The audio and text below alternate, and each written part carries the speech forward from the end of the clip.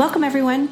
I'm Sue Barber, author, former IT director for a Fortune 500 company, turned executive coach, and this is the Visibility Factor podcast, where we explore how to raise your visibility and play bigger at work and in life. We'll explore key topics and welcome guests that help you shift your thinking about yourself so you can see new possibilities for your leadership. I'm on a mission to create a visibility movement for leaders to show their value and be seen for their true talent. Are you ready to take the next step towards a higher level of visibility for yourself? Let's go. Hello, everyone. Welcome back to the Visibility Factor podcast. This is Sue Barber, your host. Today, we're going to talk about how to make internal networking easy. Today's episode is really thinking about how to help you navigate this. I get a lot of questions on this through coaching about, I want to have a bigger network, but I don't really know what to do. I don't know where to start. I don't know what to say. So my intention with this podcast is to give you some of that information so you can follow it along and do it for yourself. It's something that I struggled with as well. I wasn't really sure how to do it or what to say. And I felt like there were a lot of excuses I gave to myself as to why I couldn't do it. And I want you to eliminate those excuses for yourself. I definitely waited a long time before I did this for myself. I want you to just be able to move forward. Now, one of the things that is most important about this is that you need to be able to speak up and advocate for yourself. And I think sometimes we might assume that our manager is talking about us and sharing what good things we're doing with other people, but you can't rely on that. And so that's why this is so important. You need to get in front of people so that they can start to see you, hear from you, understand what you're doing, what your team is doing, and be able to do this in a way that really feels comfortable for you. Now, if you want to do external networking, I have an episode 64, that actually talks about networking to build connections and visibility. That is something you might want to listen to if you're looking to build your external network in a bigger way. This one is really going to focus on internally into your company. So before we start, let's go through what those excuses are that you might be telling yourself, and I definitely told myself. People are too busy to meet with me. They would say no if I asked to meet with them. They just don't have time. What would they want to meet with me for? What are we going to talk about? What would I say? I'm too low on the organizational chart and they only meet with people at their level. That's a great story that we can use to keep ourselves from meeting with people. And if I do meet with them, what if I make a mistake? What if it doesn't go well? I'm just going to ruin my perception with them and I'm never going to be able to talk to them again. All of those are really powerful little stories that keep us from meeting with people. So I want you to let those stories go and recognize that those are just trying to keep you safe and keep you from getting in front of people that really need to know you and know what you have to offer and the value that you bring. So we're going to go through kind of a who, what, when, where, why, and how, so that you can keep this in front of you and really use it to your advantage. So who? Make a list of people who need to know you. Who are the people who need to know you, what you've been doing, what you want to do next in your career? Think about former managers, former coworkers, people who are in different roles that maybe you haven't met with in a while, people that don't know what you're doing now if you've changed roles a few times. Make that list of those people. The next people on the list are people that need to know about your team, need to know about the projects you're working on, know what's happening in your group. People who are working with you adjacent to your project or your team. So think about other functions that you might work with, the leaders in those groups, anybody who might be involved in a future change that you're doing for your company or your project. Try to get them in the loop so that they're ready for the change and understand the impact. Look at the people that you have meetings with. Are you connected to all those people? Have you met with them? Do they know who you are and what you do? If you haven't, start making a list of those people and add them to the list. And then the last group is, who are the people who have an influence in your career? Obviously, your manager, your manager's manager, the peers of your manager, anyone else who might be an interesting area for you to go to. If you're looking at moving to a different function or doing something different, you want to make sure that you're connecting with those people so they know who you are and will think about you for future opportunities. Now we're going to move into the what.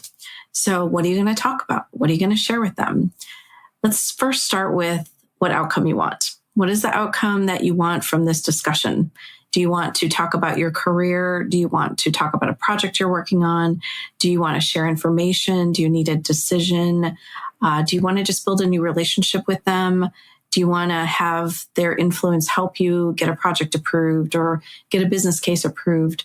Or do you just want them to know you? I mean, these are things that are really important for you to connect with people on. So you just need to have an outcome in mind before you walk in the door. What value can you bring to this discussion? Many times what I hear from people is, how can I possibly add value to these people? I mean, they're way up on the org chart. I don't know enough. I don't, all of those excuses again. I want you to recognize that you have value no matter where you are in the organization. You have a lot of people that you're connected to, a lot of information at the detail level that they don't have. And you might be able to explain some impacts on some projects that they're working on that they haven't thought of or their team hasn't thought of. Listen to them talk to you about their experiences, what they're struggling with right now. Do you have a way to help them? You probably do, but you just don't realize it. So go in open to the conversation and think about when they talk about a challenge or a problem, could you help them? Could you connect them to somebody? Could you share information? What do you want them to know about you? Do you have a plan about what you're going to share and the narrative that you want them to have about you? So think about, where are you standing out from other people? What are you doing that's different? What makes you unique? What are some projects that you're working on that are really helping you grow your skills? Think about your career interests. What do you want to do next? And sharing that with them. These are things that people are willing to help you, but you have to have some clarity and be able to talk about it in a way that they can hear it. Do you need them to help you in some way? So if you need their help, you might need to share what the issue is, what the problem is, how they can help you, or what you've already tried and hasn't worked. Is there something you want to work on that you haven't really learned enough about yet? Let's just use executive presence. If you have somebody who is really good at executive presence, how did they get there? What did they do to learn that? So think of it as maybe a mentoring opportunity. And then ask them for feedback. What do they think your personal brand is? How do they see you showing up in the organization? And what advice would they give you to continue to grow? I sent out an article to my email list a few weeks ago, and I talked about how to connect with senior leaders, especially if you haven't met them before. If you want to meet with an influencer in the organization, you need to find a way to do this. I put together an easy to follow template, and I wanted to just share the results of what that looks like when you fill it in and how easy it is to use this to be able to have a conversation or reach out to someone. Hi, Bill. My name is Sue Barber, and I'm the Director of Global Master Data, the program in IT that we're working on. I wanted to set up time with you to introduce myself and have a conversation about the Master Data program and the proposal that we're working on right now to discuss the high-level scope, outcomes, and timeline with you. I would also like to get your feedback on any impacts that you see for your group so we can capture them and ensure that we have a plan to support you. I know that you're really busy and I appreciate your time. I will send you the overview deck in advance of the meeting so you can review it and book 30 minutes on your calendar in the next few weeks. Let me know if I can book the meeting directly or you want me to work with your admin to set it up. I'm looking forward to our discussion and meeting you. So recognize there, I didn't ask for a ton of permission, right? I came in really strong and confident and I asked for the meeting. And I shared with them what I wanted to do and why I wanted to do it. So I gave them context, but there's a confidence level in that email, right, that people can feel. And it's not me saying, well, if you have time for me, I'd really love it if you could let me meet with you. It's just a whole different vibe when you do that. So I want you to go in strong and be able to just ask for the meeting and share what it is you want to do. If you want some of those kinds of templates and things that I share in my newsletter, those are just shared with my newsletter group. So feel free to add yourself to the list. You can just go to my website, susanmbarber.com, and you can add yourself to the list. And I share a bunch of different things on there that I'm doing and things like this. These are things that I'm going to be including in my new workbook that's coming out next year as well. I want to try to give people the words and templates that they can follow and be able to turn into their own language and make it really effective for them to communicate in the best way and be visible. So now let's get back to the next thing on the list here, which is when. How often do you need to meet with some of these people that you have on your list? Not everybody needs to be met with weekly or quarterly or maybe even monthly. It may be that you meet with them every 6 months, or maybe they're just a check-in once a year. You have to decide what makes sense for you. But once you have that, put them on the calendar. If you know that you're going to meet with somebody once a month, just put them out on a recurring meeting every month. And if those meetings have to move, that's okay. If it moves a few days, it's not going to be a big deal. And I think it just allows you to let that go then, right? You're not holding on to, oh my gosh, I have to set up my networking meetings. I used to do it in January and then they would be all done. And if things moved, they moved. But at least I had those all set up and I didn't have to think about it anymore. And that's what we're trying to do, is get this out of your brain, make it easy, just allow you to go to the meeting, the next meeting on your calendar that's there, without having to think about it. So hopefully that makes it easy for you. Where do you want to meet? Is it online? Is it in person? Is it at lunch? You might meet after work. I've done various methods of meeting with people depending on where they are and what they're doing. You may just have a phone conversation. So decide what works best for you and this other person and set those up as part of the meeting invite. And then let's go into why. So this is an important part. You have your list of people, but why do you want to meet with them, right? We talked about the objective that you might have of what you want to share, but I want you to think about how you can be strategic about it.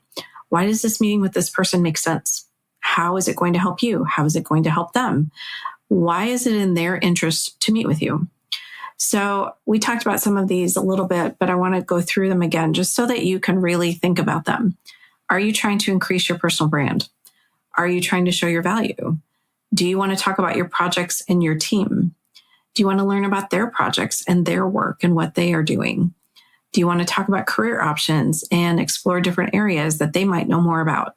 Do you want to learn about the career path that they took? Do you want to have a stronger relationship with them? So the next part is how. So how can you keep this going after you've had this initial meeting and extend the conversations into the future? That's another question I get. Okay, I met with them once, but now what am I going to talk about the next time? So let's ask the question first, though. Do you want to meet with them again, right? If you need their support, you're going to have to find a way to connect with them on a regular basis. But if there's someone that you don't really need to meet with on a regular basis, or it was more of a, I just wanted to make sure I met them and that they knew who I was, then maybe you don't need to meet with them again. You get to make that decision. Did you find value in the conversation with them? Check in at the end of the meeting and see if they're open to meeting with you again. Decide how often to meet if you're going to do that. Ask them if there's anybody else that you should meet with. But capture the details after the meeting. This is an important part that may be overlooked by a lot of people. People in sales do this on a regular basis, but not everybody else thinks about it. So if you met with them and they talked about their family or where they lived or their hobbies or any of that kind of stuff, you want to capture that. So you can do an Excel spreadsheet and just, put the person's name and what the comments were or the conversation was or when you're going to follow up with them. And it helps because the next time you go in, you can say, hey, how was your vacation to Mexico? I know you were getting ready to go the last time we talked, right? So you're just reconnecting and showing that you were listening, you were paying attention, and it makes it so much easier to just reconnect with them at the beginning of the meeting, and then you go into whatever it is you want to talk about. So now we're going to transition into the visibility action plan. So in any of these networking sessions that you have, think about what you want them to know about you by the end of the conversation. Find ways to make some of the great things that you are doing visible so that they remember you. Let's say that you're meeting with this person to talk about your future career. As you're describing the types of roles that you're interested in or parts of the organization you would like to explore, work in what you have done or that you are doing so that they hear those types of things and can think about you for future careers, maybe in their organization or someone else's. So here's an example of how you could say some of these things. I want to make sure that my next role offers me the opportunity to be strategic, empowered to make decisions, has the ability to influence new ideas, is visible, and leads a team. The feedback I've received recently supports that this is the next step my manager and peers really see me moving into next as well. This year has been a great year for me to build the skills that I need for roles like that. And when I implemented the ABC project and implemented it successfully, it was really great. And I got such a tremendous feedback from everybody. So I wanted to talk to you today about any roles that you might have in the future, or if you know of any roles that might be a good fit for me somewhere else in the organization. So can you see, like I talked about, the reasons I'm wanting to meet with them, the things that I have to offer, the things that I've done, that other people are supporting me. It's building a case, right, for me to show to this person that I'm ready for the next step. And so this is the strategic side of things that you need to consider before you meet with people so that they're ready and open to hearing what you want to share and that you go in with confidence and clarity. So if you haven't thought about that, spend some time doing that before you go meet with them.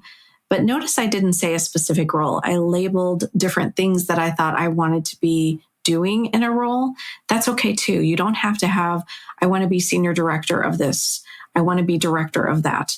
It's fine if you do have that, talk about that. But if you don't have that specific role in mind, or that you're open to doing something different, or maybe you're willing to take a lateral to move into a different part of the organization, those different things that you might be doing in the role are just as important. I wanted to share all that with you and just think about how you can have these conversations differently. Remember, they're just a human being. So I know that they're higher than you on the org chart, but that doesn't mean that they're not a human being that you can just have a conversation with. Think about it as you going in as just a peer. And it's not that they're higher on the org chart than you are. If you can think of yourself as a peer in these conversations, they're going to go so much better. You're going to have so much more confidence, and you're going to be able to find new opportunities because of how you show up. Thanks so much for joining today on the Visibility Factor podcast, and we'll catch you on the next one. Thanks so much for listening to the Visibility Factor podcast. Remember that visibility starts with small steps that are intentional and consistent each day. Be bold, be visible, be the leader you were meant to be. Find us and subscribe on Apple Podcasts, Spotify, and wherever else you listen to podcasts. Follow us on all of our social media platforms, which are highlighted in the show notes. Thank you for listening, and we'll see you next time on the Visibility Factor podcast.